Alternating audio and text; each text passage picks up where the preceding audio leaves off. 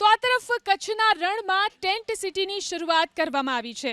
રણોત્સવ માટે મોટી સંખ્યામાં પ્રવાસીઓ આવતા હોય છે, ત્યારે ટેન્ટ સિટી ખુલ્લું મૂકવામાં આવ્યું છે।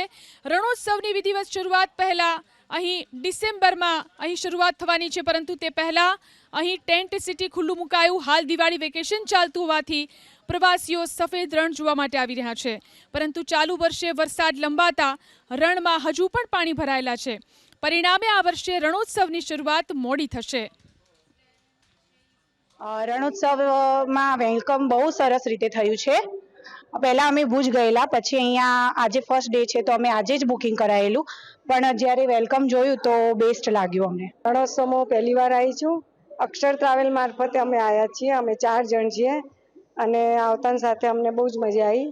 આગળ ઢોલક ડાન્સ બધું હતું તો મજા આવી, અને અહીંયા અંદર આવ્યા પછી સ્વાગત બહુ સરસ અમને કર્યું, અને અહીંયા ગણેશ ભગવાનના દર્શન કરી અને અમે અહીંયા बैठा છીએ। टेंट सिटी की शुरुआत हो चुकी है।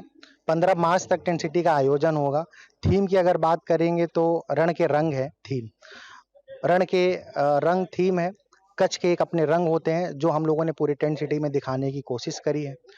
हमारे रिसेप्शन को आप देखोगे तो पूरा हम लोगों ने कच्छ की थीम पे ही डिजाइन करा है, मड वर्क का काम किया है।